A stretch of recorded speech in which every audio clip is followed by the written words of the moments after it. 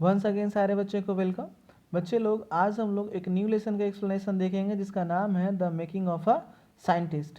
चलिए आगे समझते हैं। बच्चे लोग, इस लेसन में ये बताया गया है कि एक साइंटिस्ट जो है वो कैसे बनते हैं, एक साइंटिस्ट की थिंकिंग कैसे होती है, एक साइंटिस्ट के ऑब्जर्वेशन कैसे होती है, एक साइंटिस्ट की शुरुआत कैसे होती है साइंटिस्ट बनने की। हम लोग इन चीज़ों को समझेंगे। आइए समझते हैं। लिखा हुआ है the making of a scientist. Richard Ebright has received the Searle Scholar Award and the Sering Plough Award for Biochemistry and Molecular Biology. It was his fascination for butterflies that opened the world of science to him. बोलता है कि यहाँ पे हम लोग Richard एवराइट, जो कि उनको दो बहुत ही प्रीशियस अवार्ड मिले हैं, एक बायोकेमिस्ट्री में और एक मोलिकुलर बायोलॉजी में। बच्चे लोग, बायोकेमिस्ट्री और जो मोलिकुलर बायोलॉजी है वो सेल कैसे काम करता है, हार्मोन कैसे काम करता है, इन चीज़ों के ऊपर फोकस्ड है। अब बोलता है इट वॉज हिज फैसिनेशन, ये उनका रोमांच था, इंटरेस्ट था फॉर बटरफ्लाइज, बटरफ्लाइज के प्रति, जिसने क्या किया, रिचर्ड एवराइट के लिए एक साइंस की नई दुनिया सामने रखी। आइए देखते हैं। At the age of 22, a former Scout of the Year excited the scientific world with a new theory on how cells work. अब बोल रहा है कि 22 साल की उम्र में, फॉर्मर मतलब होता है जो रह चुका है पहले, तो मतलब समझो, स्काउट ऑफ द ईयर मतलब होता है कि स्काउट एंड गाइड की एक ट्रेनिंग होती है जो खास करके कॉलेज स्टूडेंट्स को दी जाती है ताकि वो समय पड़ने पे अपने देश को मदद कर सकें। तो कह रहा है कि वो farmer scout of the year भी रह चुके थे। एक्साइटेड, जो साइंटिफिक वर्ल्ड को जिन्होंने क्या किया, एक्साइट कर दिया, उत्तेजित कर दिया, रोमांचित कर दिया। कैसे भाई? अपने न्यू थ्योरी कि कैसे जो है वो सेल काम करता है। Richard H Ebright and his college roommate explain the theory in an article. बोल रहा है कि रिचर्ड एवराइट और उनके रूममेट ने एक्सप्लेन किया एक आर्टिकल में। उस आर्टिकल का नाम था proceedings of the national academy of science. उसमें उन्होंने अपनी थ्योरी को, उनकी थ्योरी जो ये एजेंसी है, ये जो proceedings of the national academy of the science जो है, उसने क्या किया है, जो रिचर्ड एवराइट और उनके जो रूममेट थे, उनकी जो थ्योरी थी कि सेल कैसे काम करता है, उन्होंने जो है इस चीज़ को क्या किया, पब्लिश किया। आइए आगे समझते हैं। It was the first time this important scientific journal had ever publish the work of college students. कह रहा है कि ये पहली बार था कि इतना इंपॉर्टेंट साइंटिफिक जर्नल ने किसी कॉलेज स्टूडेंट के जो है थ्योरी को पब्लिश किया है। In sports that would be like making the big leagues at the age of 15 and hitting a home run for your first time at bat. कह रहा है कि ये ठीक उसी तरह से था जिस तरह से कि स्पोर्ट्स में अगर कोई व्यक्ति अपने डेब्यू मैच में ही 15 साल का हो और डेब्यू मैच में ही क्या करे, कोई होम रन जो है वो हिट करे। देखो बच्चा लोग, ध्यान समझना, जिस तरह से क्रिकेट में सिक्सर होता है उसी तरह से जो होम रन होता है वो बेसबॉल में होता है। और चूंकि रिचर्ड एवराइट जो है वो अमेरिका के रहने वाले हैं, इसलिए अमेरिका का जो नेशनल गेम है वो बेसबॉल है, इसलिए यहाँ पर चर्चा बेसबॉल से की जा रही है। तो बोलते हैं ठीक उसी तरह से था जैसे एक 15 साल का लड़का किसी बेसबॉल के गेम में होम रन जो है वो हिट करता है पहले ही डेब्यू मैच में। For Richard Everett, it was the first in a long string of achievements in a science and other fields. अब बोल रहा है कि ये रिचर्ड एवराइट के लिए ये पहली बार था long string of achievements in science. देखो कि अगर उनके साइंटिफिक वर्ड्स की जो धारा थी, जो मोती थी, जो धागा थी, उनमें ये उनका पहला अचीवमेंट था। And it all started with butterflies, और इन सब की शुरुआत जो होती है वो कहाँ से होती है? तितलियों से होती है, बटरफ्लाई से होती है। An only child At only child Everett grew up north of Reading, Pennsylvania. अब बोल रहा है कि केवल और केवल एक ही बच्चे थे और एवराइट का जो जन्म हुआ है नॉर्थ ऑफ रीडिंग, रीडिंग जगह पे, यहाँ पे पढ़ना नहीं, जगह का नाम है, तो रीडिंग के उत्तर में एक जगह है पेंसिल्वेनिया, वहाँ उनका जन्म हुआ था। देर जन्म नहीं मतलब वहाँ वो बड़े हुए थे। There wasn't much I could do there he said. बोलते हैं कि पेंसिल्वेनिया में करने के लिए उनके पास ज़्यादा कुछ काम नहीं था। I certainly couldn't play football or a baseball with the team of one. चूंकि वो एक अकेले बच्चे थे और एक अकेला बच्चा क्या खेल सकता है, तो वही वो बोलते हैं कि वो तो ना ही फुटबॉल खेल सकते थे ना ही वो बेसबॉल खेल सकते थे। But there was one thing I could do, collect things. लेकिन वो एक काम था जो वो कर सकते थे, क्या? चीज़ों को इकट्ठा करना। So he did and did he ever, और वो उन्होंने किया और पूरा समय किया, जिंदगी भर। Beginning in kindergarten Ebright collected butterflies with the same determination that has marked all his activities. बोल रहा है कि जो बिगिनिंग मतलब शुरुआत से, किंडरगार्टन मतलब, देखो बच्चा लोग, तो तीन चीज़ें होती है, एक होता है नर्सरी, एक होता है एलकेजी और एक होता है यूकेजी। ऐसा मेरे हिसाब से 1 kg 2 kg 3 kg क्लासेस। तो ये जो उसको क्या बोलते हैं, एक को बोलते हैं लोअर किंडरगार्टन और एक को बोलते हैं अपर किंडरगार्टन। मतलब जब छोटे थे तभी से ही उनको जो है जो चीज़ों को कलेक्ट करना आता है उनसे उनको लगाव हो गया था।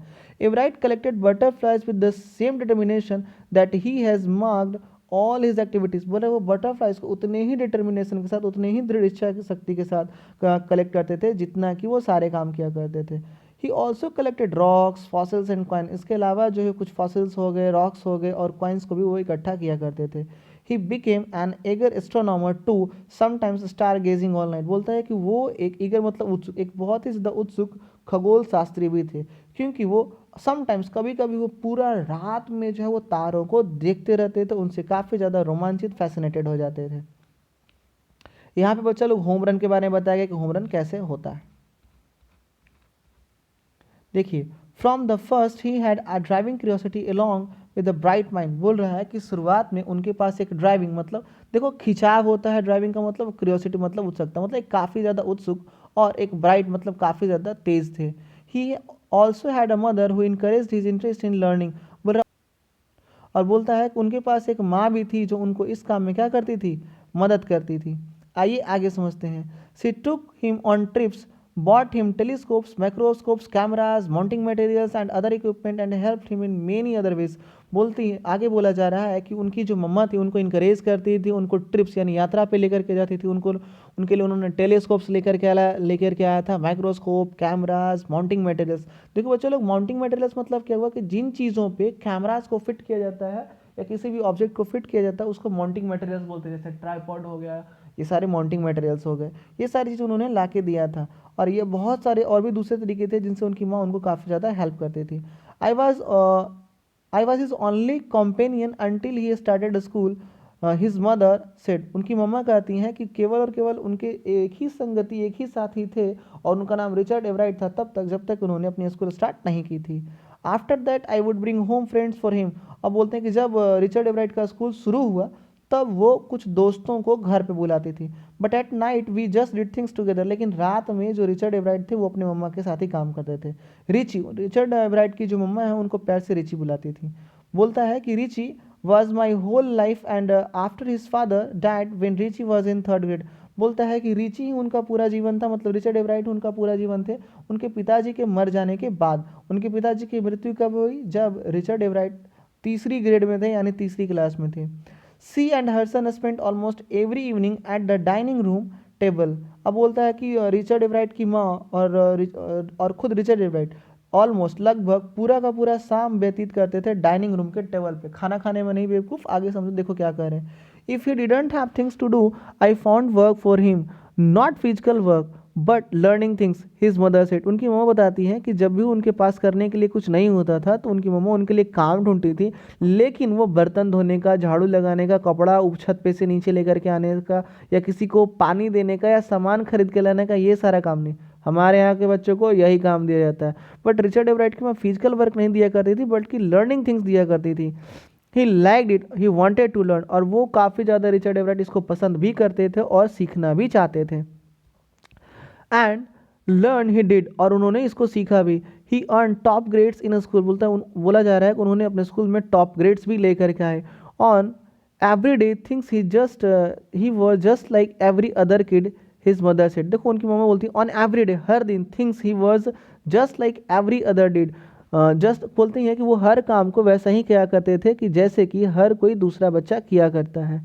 By the time he was in the second grade, Everett had collected all 25 species of butterflies found around his hometown। बोलता है, यहाँ पे बताया जा रहा है कि जब रिचर्ड एवरेट दूसरी ग्रेड में ही थे, मतलब दूसरी कक्षा में ही थे, तभी उन्होंने लगभग 25 तरह की प्रजातियों के बटरफ्लाइज का कलेक्शन कर लिया था, और वो भी सिर्फ और सिर्फ अपने होम टाउन में ही, बिना किसी दूसरे जगह गए हुए। आप लोग बच्चा लोग यहाँ पे देख सकते हो कि जितना भी उन्होंने स्पीसीज को इकट्ठा किया था उन सारे स्पीसीज के यहाँ पे नाम है।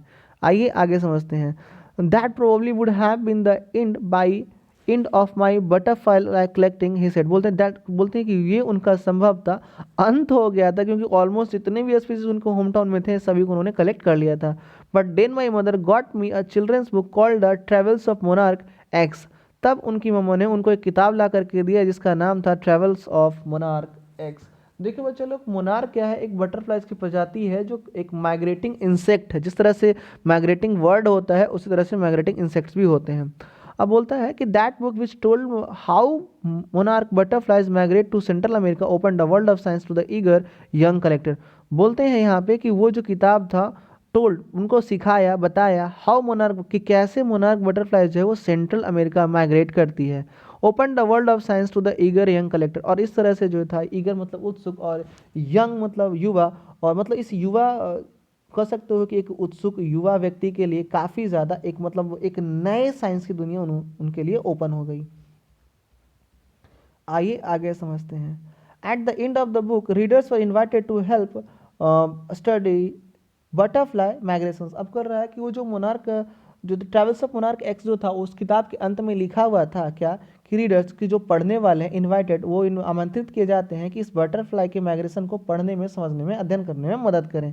देवर asked to tag butterflies for research by doctor Frederick Urquhart of the University of Toronto Canada. Ebright अब देखो कह रहा है कि उस किताब में जो था वहाँ पे कहा गया था कि आप बटरफ्लाइज को लीजिए उसको टैग कीजिए।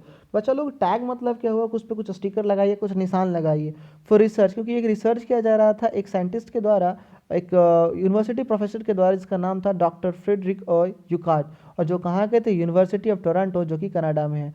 बोलते हैं Ebright's mother wrote to doctor Urquhart and soon Ebright was attaching light adhesive tags to the wings of monarchs. अब कह रहा है कि जो उनकी मम्मा जो रिचर्ड एवराइट की जो मम्मा थी उन्होंने डॉक्टर रिकॉर्ड को लिखा, और बहुत जल्दी जो एवराइट थे उन्होंने क्या किया जो बटरफ्लाइज होते अधेसिव मतलब चिपकने वाला मतलब जो काफ़ी हल्के अधेसिव टैग्स होते थे उनको बटरफ्लाइज को उन्होंने क्या किया चिपकाना शुरू किया। आइए समझते हैं। Anyone who found a tag butterfly was asked to send the tag to doctor record, और उनको कहना था डॉक्टर रिकॉर्ड को कहना था कि एक काम कीजिए पहले बटरफ्लाइज को पकड़िए फिर उसमें दस जो टैग लगाइए, और जब वापस से वो आपको मिलेगा तो वो टैग आपको कहाँ रिटर्न करना है डॉक्टर यूकार्ट को। The butterfly collecting season around Reading last 6 weeks in the late summer. बोलते हैं कि जो बटरफ्लाई कलेक्टिंग सीजन होता था रीडिंग में वो 6 हफ्तों तक रहता था गर्मियों में। If you are going to chase them one by one you won't catch very many. बोलते हैं कि अगर आप एक एक करके उनको पकड़ने जाओगे तो शायद आप ज़्यादा नहीं पकड़ पाओगे।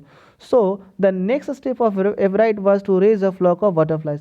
तो इसलिए जो अब रिचर्ड एवराइट का जो अगला स्टेप था वो क्या था कि एक काम करो खुद ही जो है वो बटरफ्लाइज को उगा लो।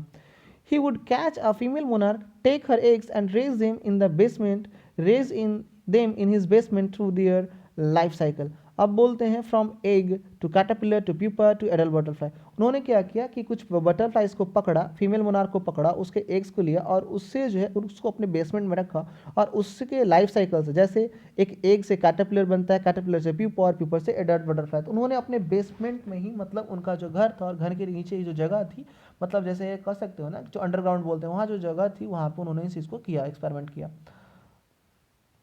आइए आगे समझते हैं। Then he would tag the butterflies wings and let them go, और जैसे ही वो जब एडल्ट बटरफ्लाई हो जाता था तो वो उनको टैग करते थे और उसमें जो उसको छोड़ देते थे। Then he would tag the butterflies wings and let them go. For several years his basement was home to thousands of monarch in different stages of development. अब कह रहा है कि सेवरल ईयर्स कई सालों तक उनका जो घर का जो बेसमेंट था बहुत सारे हजारों मोनार्क बटरफ्लाइज का जो है डेवलपमेंट वहाँ पे होता रहा, मतलब उतने सारे बटरफ्लाइज वहाँ पे हो गए थे। देखो there are number and kinds of butterflies collected in 6 weeks, कि इन 6 हफ्तों में उन्होंने कितने तरह के बटरफ्लाइज को कलेक्ट किया और कितना किया।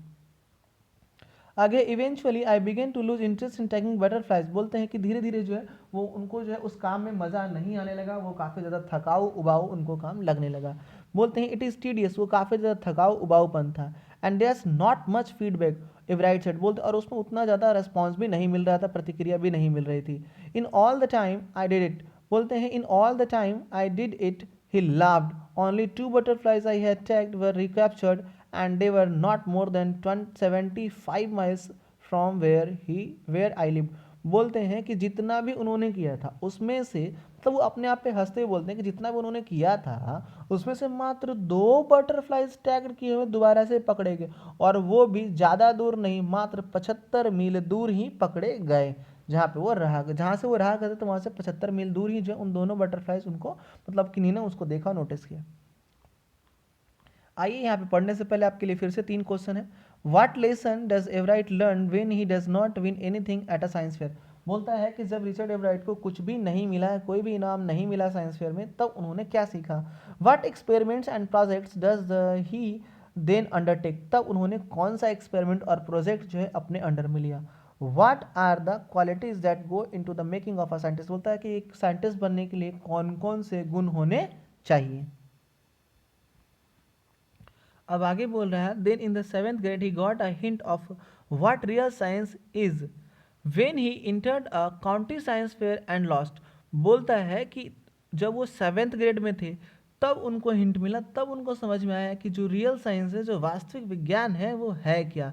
बोलता है कि यहाँ पे समझाया गया है कि जब वो उन्होंने एक काउंटी साइंस फेयर में एंट्री ली और वहाँ पे वो हार गए, लूज कर गए। ऐसे तो बच्चे लोग कभी भी किसी की हार नहीं होती है, चाहे वो काउंटी फेयर हो, चाहे साइंस फेयर हो, चाहे वो गेम हो, हमेशा आपको दो में से एक मिलेगा, या तो जीत मिलेगी या तो सीख मिलेगी। बट फिर भी लिखा हुआ है तो उसको हम लोग समझते हैं कि वो क्या होगी, वहाँ पे वो हार गए थे। It was really a sad feeling to sit there and not get anything while everybody else had won something Ebright said. वैसा तो हमेशा नॉर्मल बच्चों के साथ भी होता है कि अगर कोई भी फेयर हो या कोई भी कंपटीशन हो और हर बच्चे को कुछ ना कुछ मिला हो और उसे कुछ नहीं मिला हो, तो उसको काफ़ी ज़्यादा बुरा लगता है।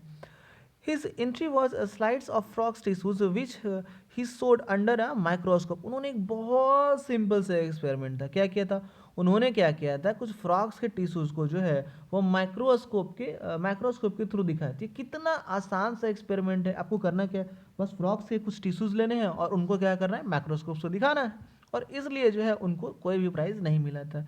He realized the winners had tried to do real experiments, not simply make a neat display।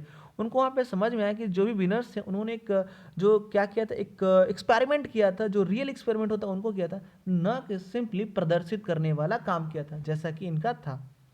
Already the competitive strip that drives Richard Ebright was appearing. अब बोल रहा है ऑलरेडी, पहले से ही जो था उनके अंदर जो कॉम्पिटिटिव स्पिरिट था, that drives Richard Ebright was appearing, कि उनके अंदर जो कॉम्पिटिटिव स्पिरिट था वो धीरे धीरे और भी ज़्यादा दिखने लगा। I knew that for the next year's fair I would have to do a real experiment, he said. बोलते हैं वो अच्छे से जानते थे कि अगले साल आने वाले साइंस फेयर के लिए उनको कुछ रियल एक्सपेरिमेंट करना होगा। The subject I knew most about was the insect work I had been doing in the past several years. बोलते हैं कि जो सब्जेक्ट, जो विषय उनको सबसे ज़्यादा आता था वो था इंसेक्ट वर्क, मतलब कीड़ों से मतलब जो इंसेक्ट होते हैं उनके बारे में जानना, क्योंकि वो बहुत सालों से ये काम करते आ रहे थे, क्योंकि उन्होंने बटरफ्लाइज को पकड़ने का काम बहुत सालों से करते आ रहे थे। So he wrote to doctor Urquhart for ideas and back came stack of suggestions for experiment. और इसलिए उन्होंने क्या किया, डॉक्टर रिकॉर्ड को आइडियाज़, यानी उनसे आइडियाज़ मांगे, विचार मांगे, और बदले में बंडल्स, मतलब बहुत सारे सजेशंस आए उनको एक्सपेरिमेंट्स के लिए। Those kept Everett busy all through high school and led to prize projects in county and international science fairs। अब कह रहा है कि वो सारे जो प्रोजेक्ट्स थे वो एवराइट को काफ़ी ज़्यादा बिजी रखते थे उनके हाई स्कूल में, और and led to prize projects, और उन्होंने प्राइज और वो सारे जो प्रोजेक्ट्स, जो असाइनमेंट से, जो आइडियाज़ जो डॉक्टर रिकॉर्ड से मिला, वो उनको आगे के प्रोजेक्ट्स और जो काउंटी फेयर, जो काउंटी साइंस फेयर था, जो इंटरनेशनल साइंस फेयर थे, वहाँ पे उनको प्राइज जिताने में काफ़ी ज़्यादा मदद की। आइए आगे समझते हैं। For his 8th grade project, Everett tried to find the cause of a viral disease that kills nearly all monarch caterpillars every few years। बोलते हैं कि फॉर हिज 8th ग्रेड, 8वें मतलब 7th में तो वो हार ही गए थे, लॉस ही हो गए थे, तो 8वें जब वो 8th ग्रेड में थे तो उन्होंने प्रोजेक्ट में क्या बनाया, उन्होंने ये पता लगाने की कोशिश की कि एक वायरल डिजीज था जो जितने भी मोनार्क कैटरपिलर्स होते थे उनको मार देता था, तो उन्होंने उस बीमारी के बारे में पता लगाने की कोशिश की। एवराइट ने सोचा कि ये जो डिजीज़ है ना वो कैसे आ रहा है, कि बिटल, बच्चे लोग आपने देखा होगा कि खासकर जो भी हमारे यहाँ जो क्रीपर्स या जो क्लिम्बर्स होते हैं उस पर एक रेड कलर का बहुत ही छोटा सा इंसेक्ट पाया जाता है, उसको हम लोग क्या बोलते हैं, बिटल बोलते हैं। तो बोला, उनको लगा कि शायद ये जो बीमारी है वो बिटल से फैलता है। He tried raising caterpillars in the presence of Beatles. तो उन्होंने क्या किया, कैटरपिलर्स को बिटल्स के प्रेजेंस में उगाना शुरू किया, मतलब बढ़ाना शुरू किया, मतलब ग्रो करवाना शुरू किया, मतलब उन्होंने, मतलब कह सकते हो कि बटरफ्लाइज के जो एग्स होंगे उनको रियर करना शुरू किया। But I went ahead and so that I had tried the experiment, this time I won. बोलते हैं बट आई वेंट अहेड, अब बोलते हैं लेकिन वो आगे बढ़े, एंड शोड दैट, और उन्होंने दिखाया कि उन्होंने क्या किया, एक्सपेरिमेंट किया, और इस बार उनकी एक्सपेरिमेंट में जीत हुई, उस काउंटी साइंस फेयर में जीत हुई। आइए आगे बढ़ते हैं। The next year, his science fair project was testing the theory that viceroy butterflies copy monarchs. अब बोल रहा है कि अगले साल जो उनका प्रोजेक्ट था मतलब 9th ग्रेड के लिए वो ये था कि ये पता करना, ये जांच करना इस सिद्धांत का कि जो वाइसराय बटरफ्लाइज होती है वो मोनार्क बटरफ्लाइज को कॉपी करती है। बच्चों लोग, वाइसराय बटरफ्लाइज, मोनार्क बटरफ्लाइज, ये सारे के सारे जो हैं बटरफ्लाइज के स्पीसीज हैं। The theory was that viceroys look like monarchs because monarchs don't taste good to birds. अब बोल रहा है कि वो जो वाइसराय है ना वो क्यों मोनार्क्स का कॉपी करती थी, क्योंकि जो बर्ड्स होते थे उनको मोनार्क बटरफ्लाइज खाने में अच्छा नहीं लगता था और इसलिए जो वाइसराय बटरफ्लाइज होती थी वो मोनार्क बटरफ्लाइज को कॉपी करती थी ताकि बर्ड्स उनको नहीं खाए। Viceroys on the other hand do taste good to birds, जबकि जो वाइसराय बटरफ्लाइज होते थे वो पक्षियों को ज़्यादा अच्छे लगते थे। So the more they look like monarchs the less likely they are to become a bird's dinner, और जितना ज़्यादा वो मोनार्क की तरह दिखते उतना कम चांस होता कि वो बर्ड्स उनको खाते। आइए आगे समझते हैं।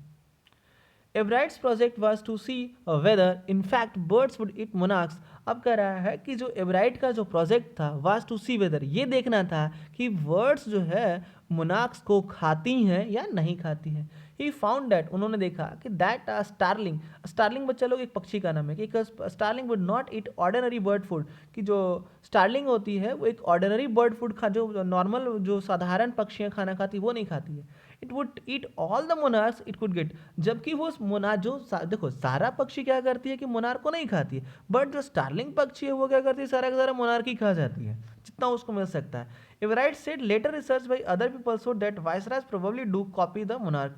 अब कह रहा है कि एवराइट सेड लेटर, उन्होंने बाद में कहा, later research by the other people, दूसरे लोगों के द्वारा रिसर्च किया गया था कि जो वाइसरायज होते हैं संभवतः जो है मोनार्क को कॉपी करती हैं। This project was first in the zoology division and third overall in the county science fair. और इस बार क्या हुआ, उनका जो प्रोजेक्ट था वो जूलॉजी में फर्स्ट डिवीजन है और ओवरऑल काउंटी साइंस फेयर में जो है वो तीसरे नंबर पे रहा है। तो आई होप बच्चों लोग कि आपको इतने यहाँ तक समझ में आ गया होगा। आपके जो भी डाउट्स हैं वो आप पूछ सकते हो। तब तक सारे बच्चे को stay safe, stay healthy, stay happy, खूब सारा पढ़िए और अपने टर्म का जो है वो रिवीजन करते रहिए, अपने एग्जामिनेशन को लेकर के काफ़ी ज़्यादा अलर्ट रहिए।